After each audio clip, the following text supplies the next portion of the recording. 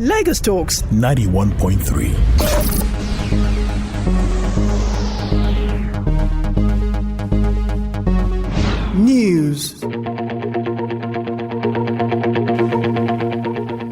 The Nigerians in Diaspora Commission, that's the NATFORCE, has cautioned stranded citizens in Dubai, the United Arab Emirates, to stop blackmailing their home and host countries.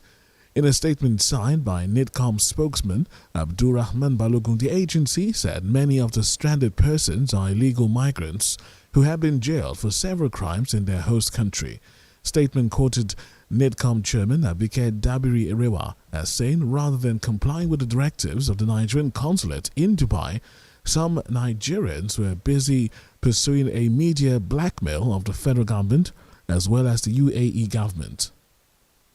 The media blackmail, she said, will make an already bad case worse, noting that rules on such cases will not be circumvented. The National Security Council has declared the National Task Force on Prohibition of Illegal Importation, Smuggling of Arms, Ammunition, Light Weapons, Chemical Weapons, and Pipeline Vandalism, also known as NATFORCE, as illegal and hence be disbanded. Briefing reporters after yesterday's National Security Council meeting, Ministers of Interior Rauf Aregbesola and Police Affairs Mohammed Dingyadi said security agencies will soon carry out a major crackdown on any illegal security outfit, NATFORCE, for flouting federal government order. The National Task Force to combat illegal importation of goods, small arms, ammunition, and light weapons is an illegal body. There was never a time the Nigerian government set it up with any legislative instrument or power. So the body should simply disband itself or risk being forcibly so disbanded by all security agencies. It's unknown to Nigerian law and is therefore illegal. It does not have any power at all to operate. We are now reinforcing the fact that it's an illegal organization that does not have to operate anywhere in Nigeria. It should just simply phase out itself or risk being forcibly disbanded by all security agencies. We are aware that the Constitution has provided the liberty to all Nigerians to associate and to mingle with other Nigerians freely. But the issue is, when you come to form an association that is dealing with the issue of security, I think you need to have some registration, you need to be regulated. The issue of unlawful weapons, arms, and ammunition are being properly managed by the Office of the NSC. We don't think any private organization should come into this security issue and try to bastardize it. And that's why we're insisting that they should disband themselves or government will disband them. Correspondent reports that the Minister of Police Affairs, Mohammed Dingyadi, said the arrest and detention of the main negotiator with the terrorists, Tuko Mamu, would not hinder efforts to rescue abductees of the Abuja-Kaduna-bound train, revealing that there are others who are go-between them and the abductors and other stakeholders. A retired justice of the Supreme Court, Justice Clara Bata Ogumbiye, has been nominated as the acting chairman, Police Service Commission, pending the appointment of a new chairman by President Muhammadu Buhari. A nomination follows the formal resignation of Musiliu Smith as chairman of the PSC. The commission, in a statement by its head, Press and Public Relations, Ikechukwu Ani, said Justice Ogumbiye, who was until her nomination Commissioner 1 in the commission and next in the hierarchy to former chairman, expressed her appreciation to her colleagues for the confidence reposed in her and pledged to run an inclusive administration based on the rule of law. An Abuja division of the Federal High Court has ordered the INEC to accept and publish the name of Godswill Akpabio as the candidate of the APC for Akwa Ibom Northwest Senatorial District in the 2023 elections. Speaking on the development regarding the INEC list, Festus Okoye, INEC spokesperson, said the commission is not under obligation to publish the names of candidates submitted by political parties if there are questions over the validity of primaries featuring such candidates. The INEC had further said it rejected Akpabio as a candidate because the commission did not monitor the APC primary which he claimed to have won. However, Honorable Justice Emeka Nwite, in a judgment on Thursday, held that the INEC acted illegally by refusing to accept and publish the name of Akpabio since it was sent to the Election Commission by the APC. Away from that, the National Association of Resident Doctors, the NARD, says it has shelved its planned strike and will continue its negotiations with the federal government and other stakeholders to drive home its demands. The association's president, Dr. Dari Ishaya, gave the assurance, noting that the decision was taken after its National Executive Council meeting examining the issues and discovered that some of its demands, like the 2022 Medical Residency Training Fund and implementation of the new hazard allowance, have been met. Ishaya, however, said that the association's NEC will continue the ongoing negotiations with all relevant authorities to ensure that other unresolved issues were sorted out amicably. In July this year, the NARD had given the federal government a 2-week ultimatum to meet its demands and later extended the ultimatum by another 2 weeks on August 21, which elapsed on the 5th of September. The Independent Corrupt Practices and Other Related Offences Commission, ICPC, yesterday disclosed that the 13.59 trillion naira 2021 budget was padded by the various ministries, departments and agencies with duplicated projects to the tune of 300 billion naira. The Anti-Graft Commission also said that project duplication worth about 100 billion naira was inserted into the 2022 budget by some MDAs, aside from 49.9 billion naira tracked as salaries for ghost workers between January and June this year.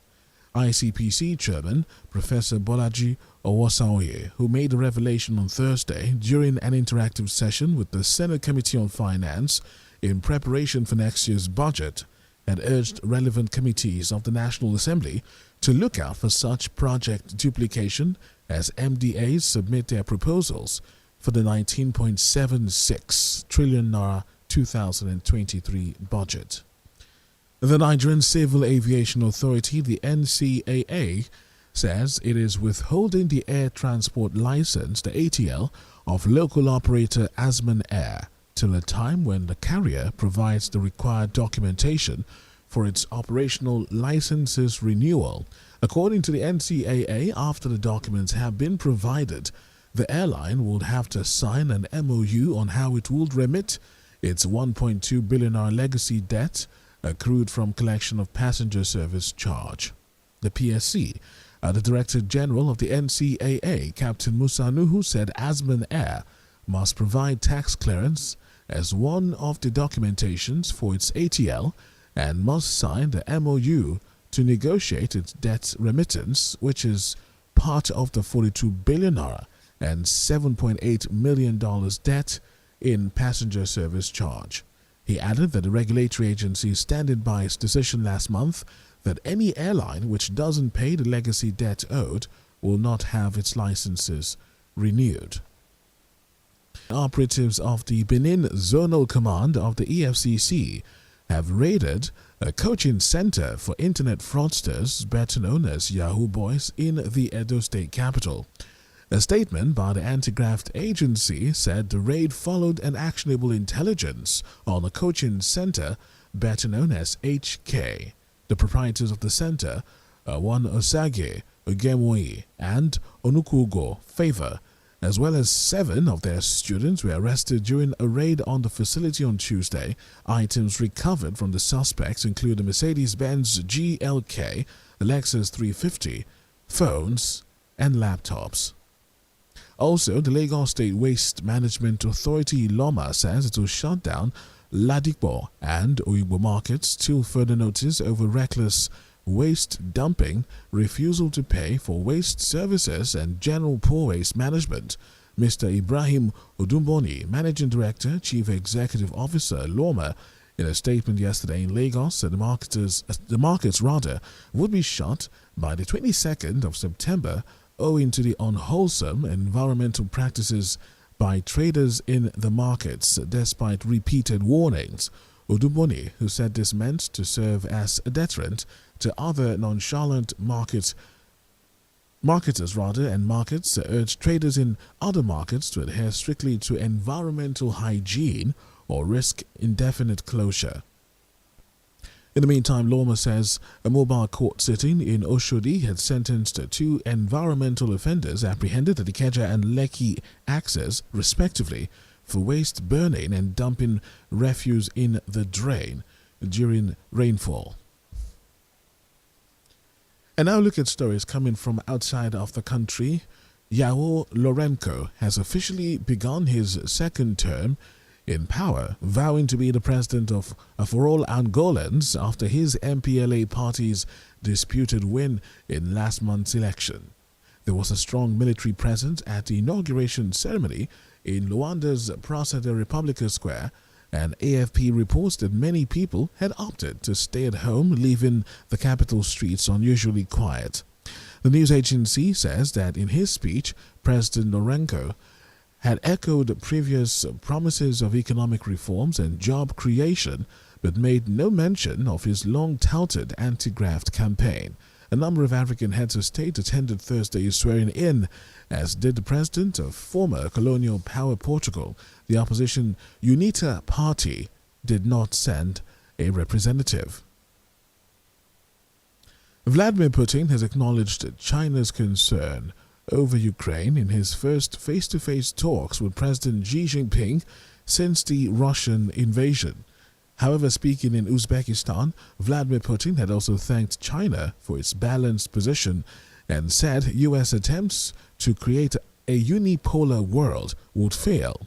Mr. Xi Jinping said China was willing to work together with Russia as great powers. China hasn't endorsed Russia's invasion, but has grown trade and other ties with Moscow since it was launched. The two leaders meeting on the sidelines of the Shanghai Cooperation Organization summit in Samarkand comes at a crucial point in the Ukraine war as Russian troops lose ground in parts of the country. Straight to business news, President Muhammadu Buhari has approved the appointment of Major General Barry Ndiomu as interim administrator of the amnesty program. Femi Adesina, the president's spokesman, had confirmed the development in a statement yesterday. The appointee, who hails from Odoni in Sagbama local government area of Bayelsa State, a trained lawyer and is alumnus of National Institute for Policy and Strategic Studies, was admitted to the Nigerian Defense Academy as part of 29th regular combatant course. Nigeria's Consumer Price Index, the CPI, which measures inflation, climbed to a new height of 20.52% in August this year on a year-on-year basis, according to the report of the National Bureau of Statistics. Released yesterday, the headline inflation rate increased by 3.52 percentage points, which was 17.01% in the month of August when compared to the same month in the preceding year, August 2021. The CPI measures the average change over time in the prices of goods and services consumed by people for day-to-day living. On a month-on-month basis, the headline inflation rate in August this year was 1.77%. This was 0.05% lower than the rate recorded in July 2022 at 1.82%. It means in August this year, the headline inflation rate month-on-month basis declined by 0.05%. Sports news is up next, where President Buhari has approved national honors and cash awards of 200 million naira for Team Nigeria contingents to the 2022 Commonwealth Games and World Athletics Championships. Speaking yesterday at a presidential reception in honor of the athletes, the president had assured his government is committed to rewarding excellence. Congratulating all the awardees and recipients, he expressed confidence that this will spur them to greater heights. All Team Nigeria made that possible. You brought glory and honor to our causes, and I urge more organizations to support the government in investing in our sportsmen and women. I approved in 2021 the reclassification of sports from being a recreational activity to being a business in line with much modern practices worldwide. Sports is now business in Nigeria. The Minister of Youth and Sports Development, Sunday Dare, had described 2022 as an outstanding year in the history of Nigerian sports, saying that sporting federations have surpassed and are surpassing their previous performances while many athletic records were being broken. Justice Enyang Ekwa of the Federal High Court Abuja has halted the Nigerian Football Federation election billed to hold on September 30 in Benin City, Edo State. The court, presiding over the matter yesterday, also ruled that all parties should maintain status quo and adjourn further proceedings till the 31st of October. The move comes after the Professional Football Association of Nigeria filed a suit against the federation over unequal representation of all the 5 statutory bodies making up the NFF in terms of voting rights and representation on the NFF board, its Congress and substanding committees. The claimants are Harrison Jala, Victor Baribote, Austin Popo and PFAN, while the defendants include the NFF boss Amachi Pinnick and Sports Minister Sunday Dare. In tennis, Roger Federer has announced he will retire from tennis after next week's Lava Cup. The 20-time Grand Slam champion has been struggling with a knee problem for the last 3 years and has decided now is the time to step away. Roger Federer, who's 41, will play in next week's Lava Cup in London, the Ryder Cup style competition, which was his brainchild, but will then leave the professional game. Federer has not played a competitive match since losing in the quarterfinals at Wimbledon last summer. Lagos Talks 91.3 News.